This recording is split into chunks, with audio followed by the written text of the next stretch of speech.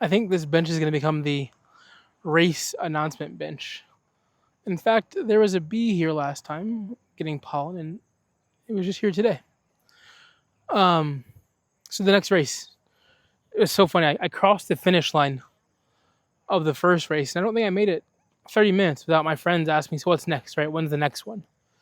And we were thinking about it, and the next one for me is a 2 mile race with a Jenna Bestie in a few weeks. It's like a Halloween trot type of thing. Um, it's only a 2 mile race though, so it's hopefully not too bad. I think the goal is sub 50. So for 2 miles, sub 50, which would be 25-minute miles. I would really like to go sub 40, 20-minute miles, but I think that's kind of a lot and aggressive. Um, but let's talk about like how the training went, I guess, for the 2 miler first. So the training for the 5K this past couple weeks ago was not as strong, right? I was there, I showed up, but I missed some training periods. I probably didn't give my best effort, and that's probably because it wasn't fun, right? My uncle called me after the race, and he was like, "Why?" He's like, "What?" I mentioned the kind of how I didn't train as much, and he's like, "What happened?" And I said, with swimming was really easy for me. Swimming was it was fun, it was enjoyable. It was also quite easy, right? Get in the water. I was good at it. It didn't hurt physically, right? There was no pain involved for the most part, and so I looked forward to doing it. When I started walking, it hurt, right? It was hard. It was difficult. And honestly, I talk about doing hard things, but in that moment for that training period, I wasn't doing hard things then, right? And so consequently going into the race, I had trained but not as much as I should have. I had told Johnny and the fellows like, "Hey, I'm not sure I'm going to finish this race." And he's like, "No, you like, I mean, you have to still do it, right? You signed up for it. You said you're going to do it. You're going to do it no matter what." And the night before, I just kept telling myself, "I'm probably going to DNF. I'm probably going to DNF." And that morning, I woke up, I was refreshed, and I was like, "Okay, one step in front of the other, one step in front of the other." And the goal was sub 130, like right under 90 minutes, 30-minute miles, and it went much smoother, much smoother, right? Which tells me that one, my training that I did do helped, but also I think I was playing a lot of pickleball. I was doing a lot of other stuff too that compiled into the event, right? So the plan for I talked to Matt, and Matt's like, "What's your plan? Like, what are you gonna do?" I was like, "I'll just build off the plan that you gave me from now, and then we'll reevaluate in November." So my goal is to like actually do some of the training from now until the race in October with Jenna, and sub 20 like 25-minute miles should be definitely doable, if not sub 20, right? 20-minute miles. That is what I'm gonna aim for. That's what I'm gonna go for. Jenna told me it's gonna be quite hilly, so I don't love that, but Ohio is quite flat. But try to get it done. Try to knock it out of the park. After that, my friends are all thinking about what other race is going on, and my other uncle called me and said, "Hey, we're doing the hot chocolate race." I was like, "Oh yeah, cool." And he's like, "Yeah, me, your aunt, your cousins, we're all doing it together." I said, "Oh, wonderful, cool." Right, I wasn't gonna offer myself up to come and do it. They just kept asking. They kept just telling me who all was doing. I said, "Oh, wonderful, good." And then we hung up the phone. But like as that nugget stays with you, and I thought about it more and more. I'm like, oh, maybe I should do it. I could. It's November. Like, why not? It'd be kind of cool. And I text Nick. Nick's one of the guys that ran with me in the 5K.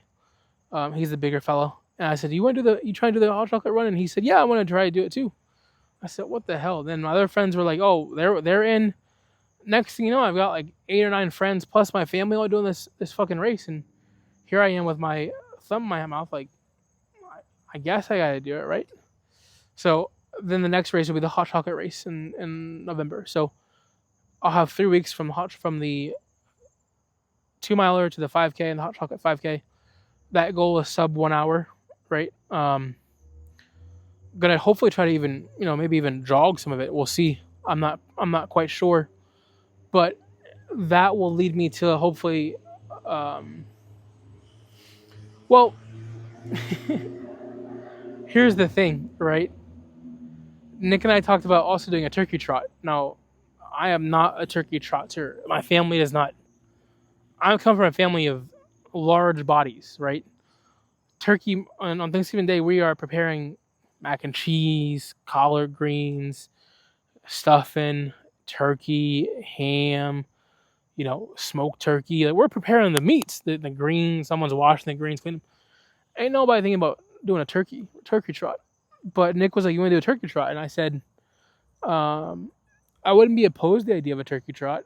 I'm not gonna become a turkey trot person. There's no way in hell of that. But like a one-time thing, maybe during this 3-year period as I'm losing weight, a turkey trot here and there or whatever."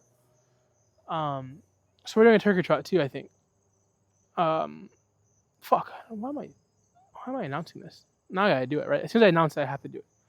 So I guess I'm gonna do turkey trot too. So turkey trot will be the week after the hot chocolate race, like 10 days after, I think it is, something like that. So kind of back to back, but it's whatever. I'll be fine. And I'm not sure if that's a 5K or a 3K. We haven't. Hopefully it's a 3K. Like, if I don't even know if a turkey trot. It could be a fucking half marathon for all I know. I have no idea what happens on turkey trot. I know people talk about turkey trots, but I don't know what happens. So if you all want to tell me in the comments what I'm getting myself into with the turkey trot, let me know. Because fuck, I just realized I don't know what it is. How am I going to train for this, right? First of all, those are the only races for the rest of the year. I am 97% sure. 3% chance something happens in December, but I don't know yet. Training wise, I'm going to try to run/walk 4 times a week. And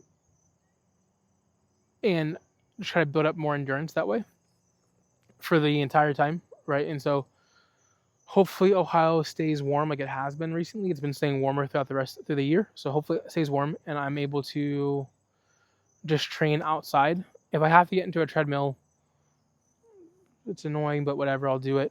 And that will take us to December. Right now I can run, like I can the big man jog. I can big man jog roughly for like 8 minutes straight, right? It's not very good. It's literally just, if y'all have ever seen a lineman run in sports, right? Linemen just pick your knees up, right? Don't let coach see that you're basically still walking, but your knees just look like they're coming up a little bit, and you're not striding at all. We're not any kind of world class runner. We're just kind of shoulders come up a little bit,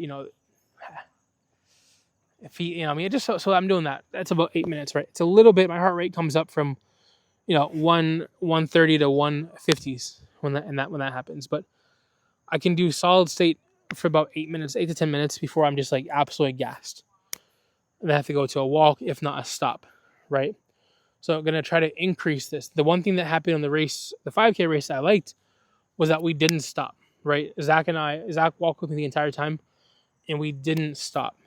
And during my training walks and jogs, whatever, I stopped a lot, right? I would walk a little bit, then I needed to stop and not like sit down, but just stop and rest and let my legs. That didn't happen on the 5K. So I want to continue that trend of like, hey, when I go out for a race, constant movement, right? Constantly moving from place to place.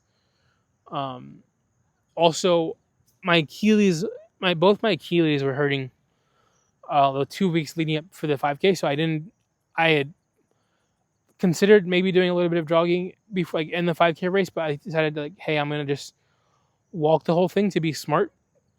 They've been fine ever since then. Shout out Transcend and BPC 157 for getting me right.